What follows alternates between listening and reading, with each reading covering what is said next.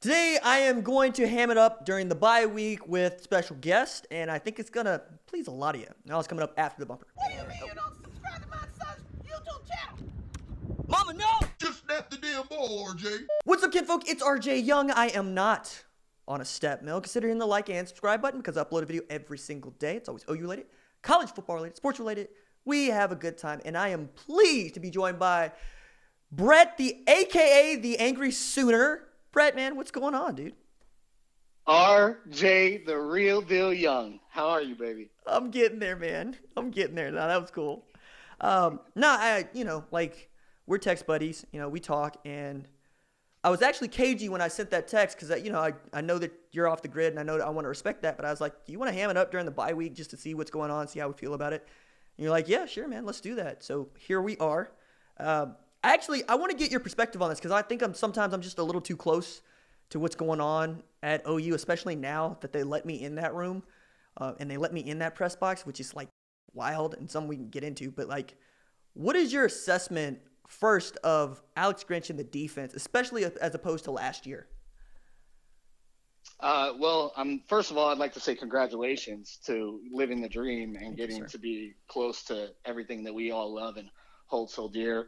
And I love that you're there because you're helping bridge that gap of the me being off the grid. You're my connection point, my plug-in. So I really appreciate that. As far as Grinch and the defense up until this point, from a fan perspective, I'm still fairly reserved.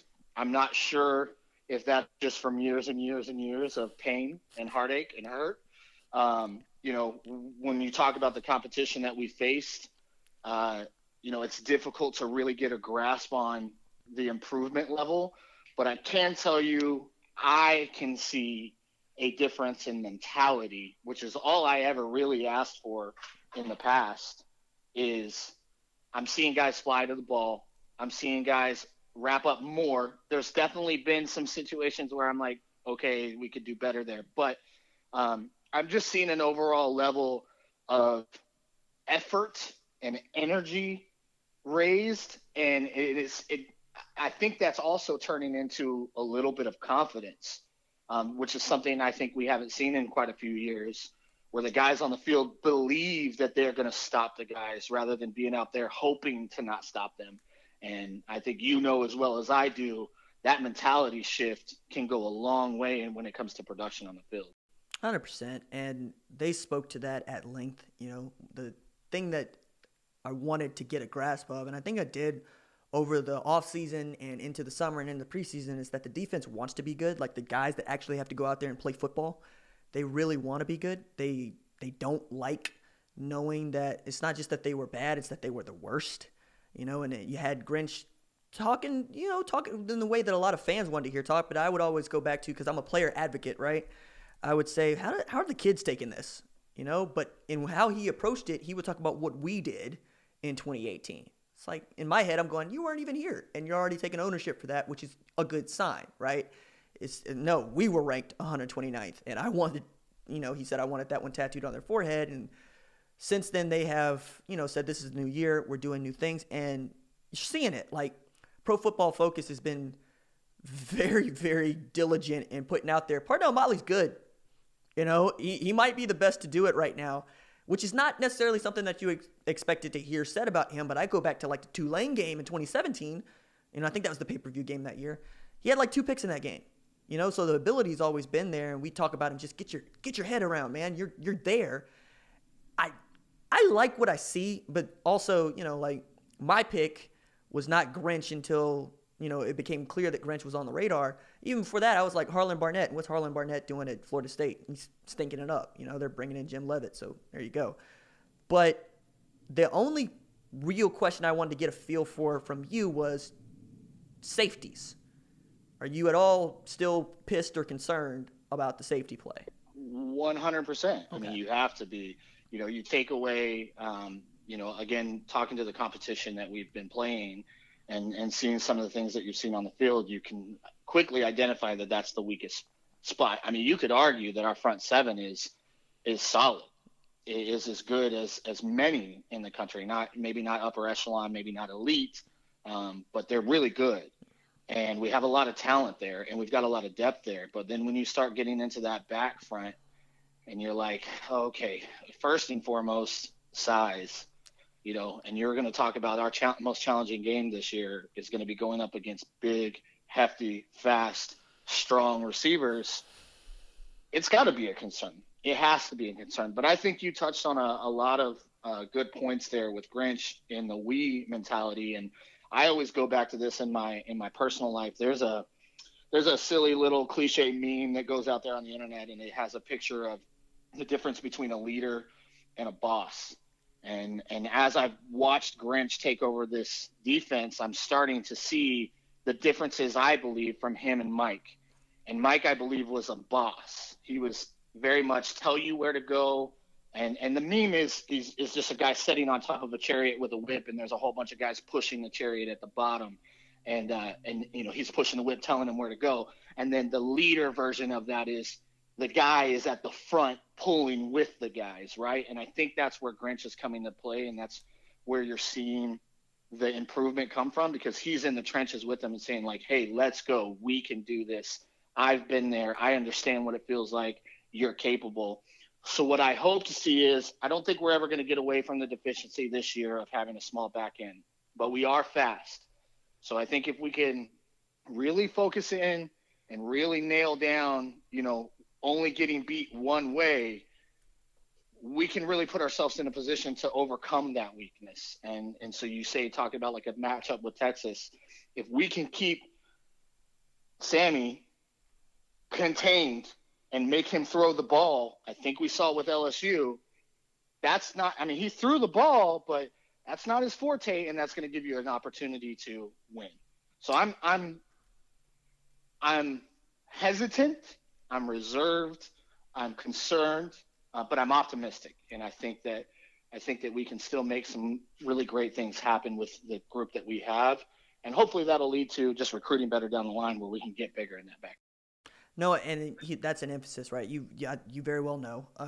They're recruiting guys that are 6 feet, 6'1", 6'2", 6'3", to play not just corner but safety. I love that meme. I always pictured it as dudes that have on they look like hoplites in that meme. Yep. Okay, all right, cool. Yeah, that's the one. Okay, yeah, no, we're there. And I read Gates of Fire too. I'm a Stephen Pressfield fanatic. Yeah, we're there. Synced up, baby. Yeah, man. Synced up. Yeah, man, we're there. Anybody seen my tattoos? But I mean, in all of that, in the getting better, in the we're smaller on the back end, and you're already talking about OU Texas and what Ellinger's doing. I'm going to say it for the 19,000th time. I'm going to Notre Dame and Georgia later this weekend, right? On behalf of the Jim Thorpe Award, to look at defensive backs, but also, I'm gonna be at the game, and I'm gonna be on the sideline watching the game. The game that I actually, I'm like, okay, what's the first thing I'm gonna do when I get back to the hotel? I'm gonna queue up OSU versus Texas, because I think that Ellinger is a much better passer than he has been, and I had him on my radio show at Big 12, and, I asked him about it. And by the way, I've said it before, I'll say it again. I love the kid. Like, he won me, and maybe I'm just easy, but I love his mentality. I love the way he wants to go about his business.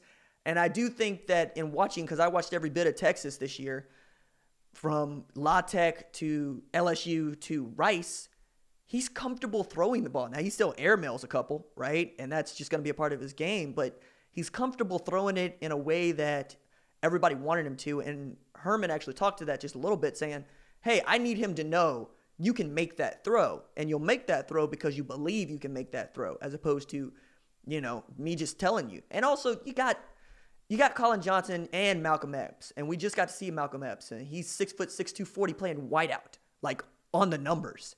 So I'm terrified, because Let's not forget Brennan Eagles, right? And Devin Duvernay streaking up the sideline. Yeah, I was gonna say Duvernay. Like, when I was watching that LSU game, I was like, okay, that guy's gonna be a problem. And you haven't even seen Jake Smith, right? And here's the deal, bro. Like, because we bleed crimson, when we see orange, it triggers us. We're angry. But at the end of the day, if you take the crimson glasses off, if if last year, if instead of Jalen transferring to Oklahoma, there was some situation that caused Ellinger to transfer to Oklahoma, we would accept him with open arms. We would love him as soon as he put on the crimson. He's a baller. He plays hard. He does well. He's got deficiencies, as all do. We could talk to deficiencies about Jalen Hurts as well. Right. But the only thing that matters is that you're productive. And I've said this many, many, many, many times. I don't care how you get a first down as long as you get the first down, right? It doesn't matter how it looks. It doesn't matter how pretty it is. It doesn't matter how fast it is. As long as you're being efficient and you're moving the chains down the field and you're putting points on the scoreboard, that's all that matters. And they are doing that right now. So, be unbiased when you take a look at that and understand what you're about to go up against. Do I like him when we're playing him? No, but I bet he's an outstanding person. No, and that's it, right? Like I tell everybody that objectivity is a lie.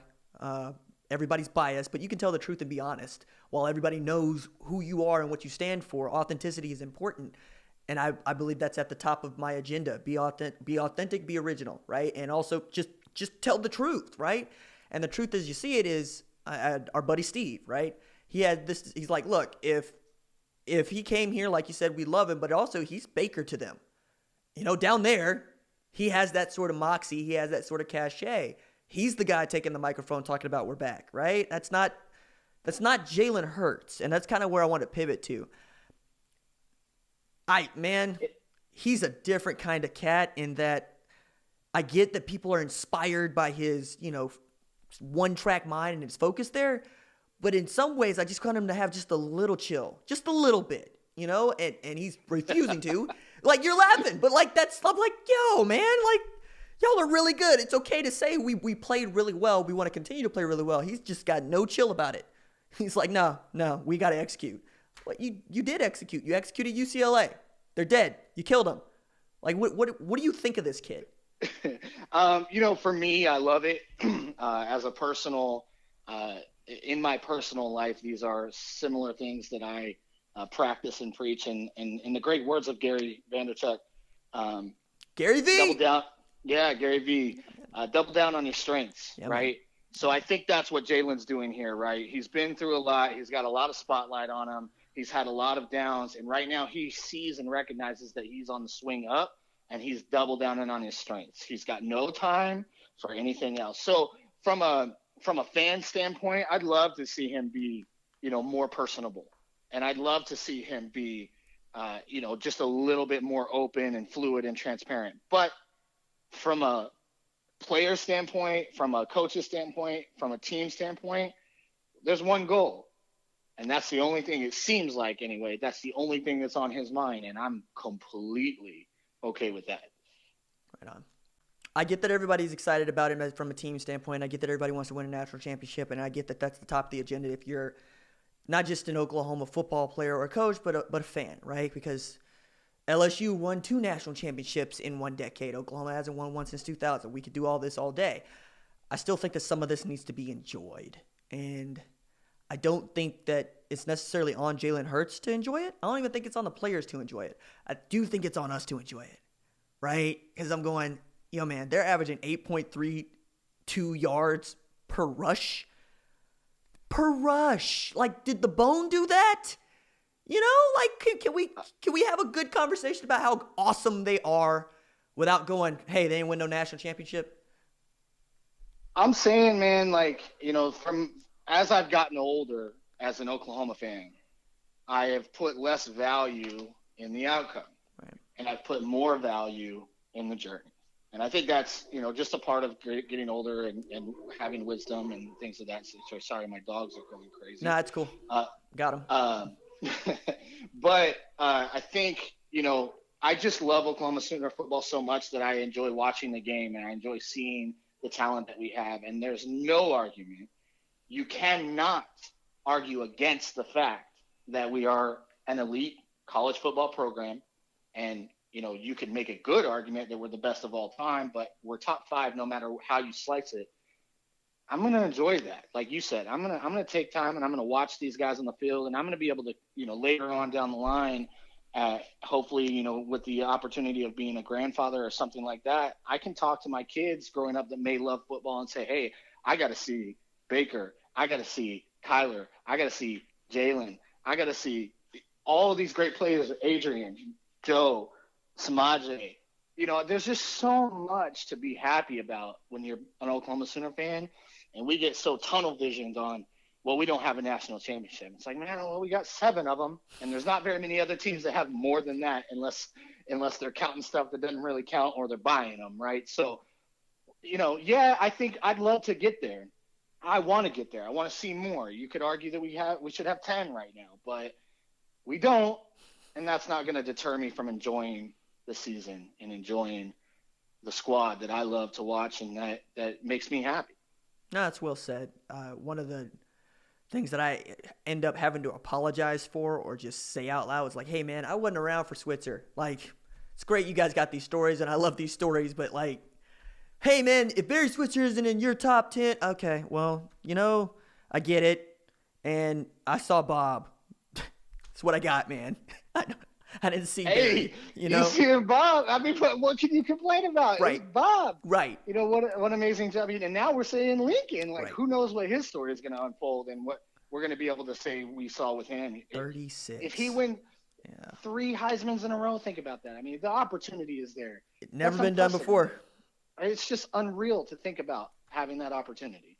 Oh, man. I kind of wanted to pivot to a little bit of larger conversation, and we can get into other stuff. But, like, do you watch another college football team, or do you watch around? With college football, I'm pretty much like I emphasize making sure that I watch the Oklahoma game. Right. My schedule will determine if I've got the ability to watch other games. But I love the game of football, so if I'm open and there's a game on, I'm gonna watch it. I spent time. I watched damn near the whole Michigan Army game. Okay. And because I was really excited to see Army. I saw what they did to us. They had a great year last year, and I was really excited to see, what they were going to do walking into the big house, and I was not disappointed because I could relate. I was like, oh, I know that feeling, So my producer is a Michigan fan, and he was like, no, I knew. I knew. It's like, did you deserve to win that game? Probably not. No. Sorry, I lost you. I'm back though. Oh, well, that's good. I was just hit me with the question again. Okay. And we'll roll it. I will hit you with a question again. Do you think the Big 12? That's where my question was leading to. Do you think that the Big 12 is the most powerful conference in college football through week 3? I mean, what can you argue? Through week 3, what can you argue? I mean, you're gonna rank teams. That's what I'm saying. So, if you want to talk about facts and unbiased, I think there's a good argument for that. But that's not the world of college football. It's a passion-based sport, and anybody that you conversate with, the majority of those people are going to be talking with their heart and not with their mind. So, I mean, I would say it would be hard pressed to put them above the SEC, even with win-loss records or ranked teams or anything like that. You can't dethrone somebody off of week 3, right? SEC is the one that's been doing it over and over and over again.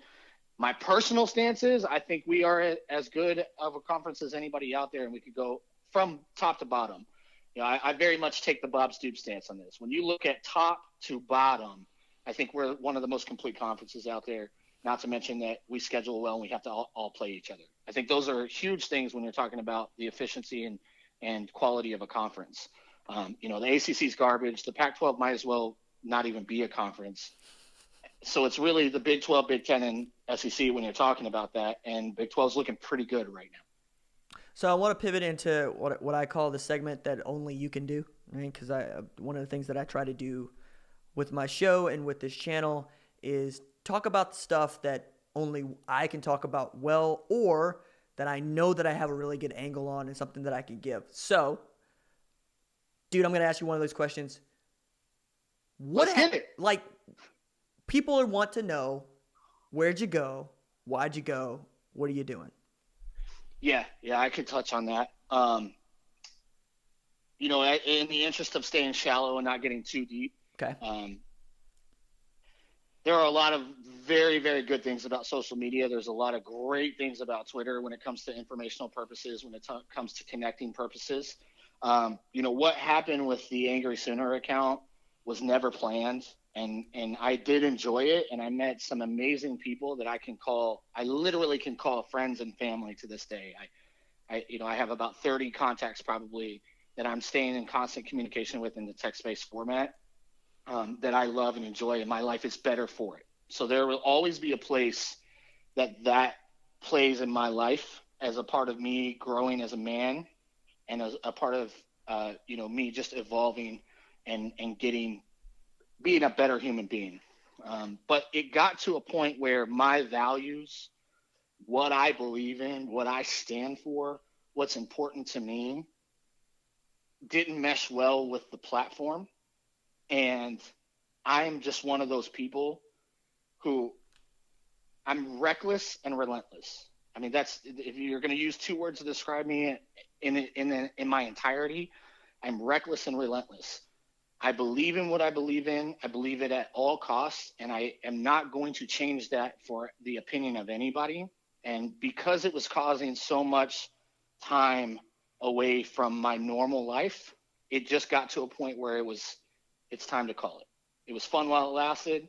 It played a great part. It helped me through some very difficult times.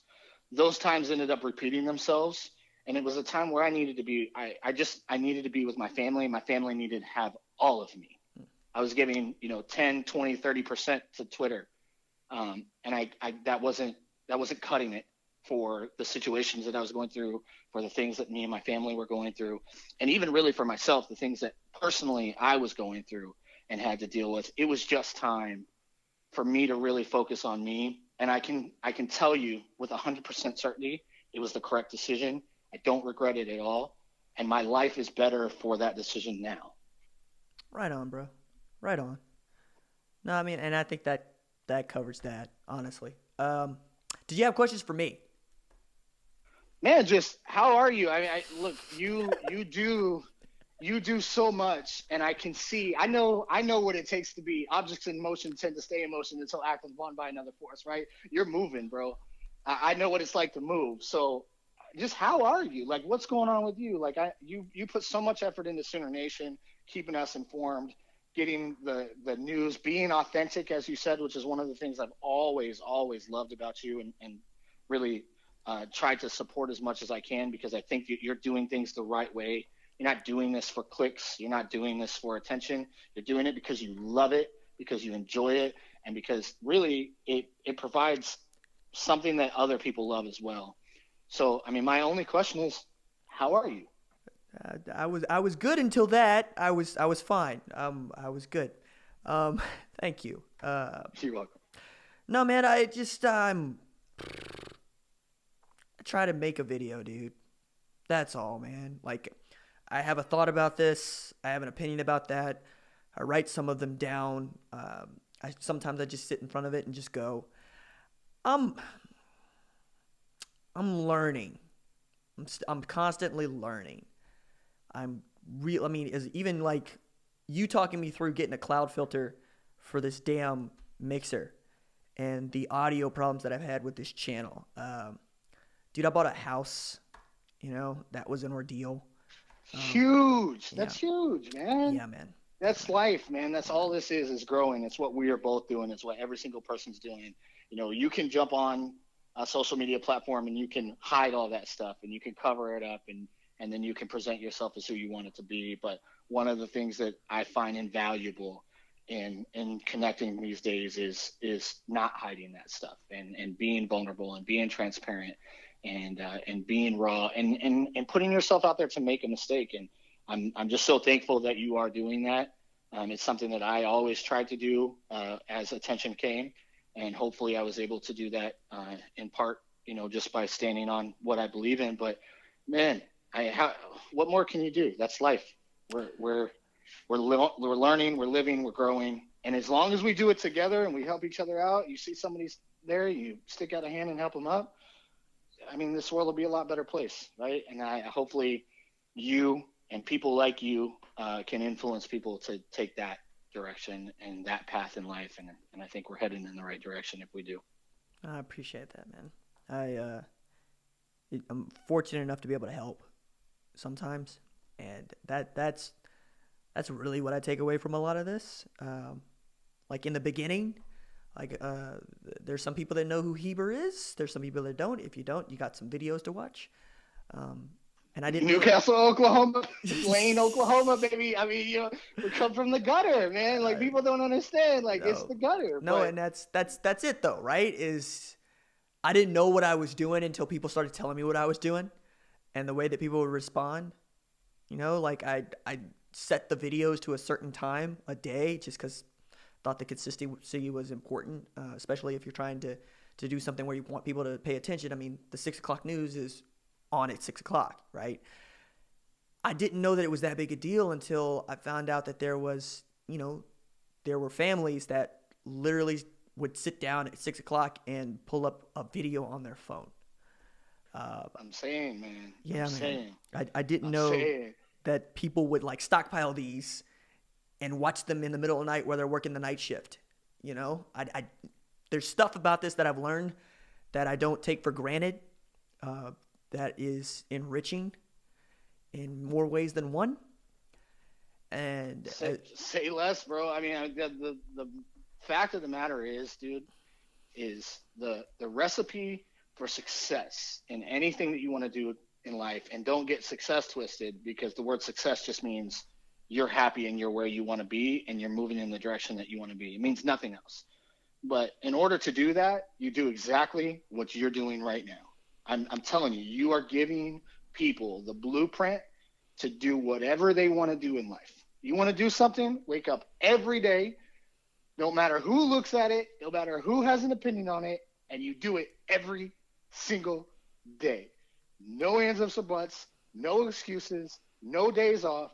Do it over and over and over and over again. And how many videos are you in now? Oh man, I think I just went over like 1,200.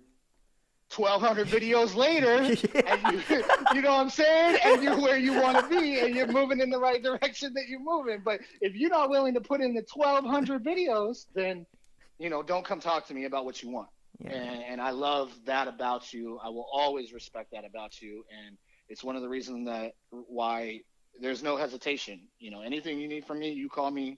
We're good, man. You're the homie. You're a friend.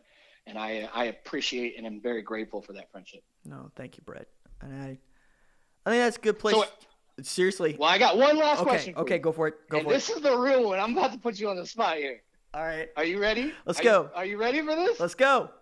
What Borderlands character did you choose? Yeah.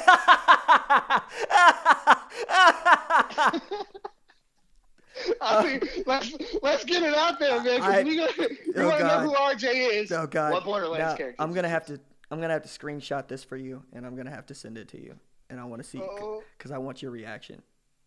Okay. I want your reaction, and I want this in real time. I'm waiting. Because I got it pulled up. I'm sitting on the text message. I'm ready for it to come through. Bro, I picked up this game and I didn't put it down, and then I picked up Destiny and I didn't put it down, and I've been playing a lot of Fortnite with the kids, and by kids I mean like high school kids and whatnot. Yeah. And I've been getting my butt kicked in Madden, and then I had them pick that up, and I was like, oh yeah, okay. Yeah, that's my boy. Synced up, baby. Synced up. I went with Amara too, and I'm wrecking face, bro. We running around, punching people, blowing them up, stomping on people, throwing them up in the air. She's the best, bro. She's the best. Synced up. That's my dude. I love it, man. I love it. I love it. I love you. Oh my God. Thank you for Borderlands. From the bottom of my heart. He's like, which Borderlands 3 character? Hey, thank you from the bottom of my heart for allowing me to come on your show, to be a part of what you're doing. Thank you for staying in touch with me. Thank you for caring about how I am and what I'm doing. Thank you. Keep doing you. Ignore the faceless haters, because the ones that stand in front of you when you're walking through, going up to the field, to the palace on the prairie, and everybody's stopping by and wants to say hi to you, that's what you're doing, man. So ignore everything else and keep doing you, man. I love you. I love what you're doing, and I'm grateful for you. So thank you. I appreciate you, Brett.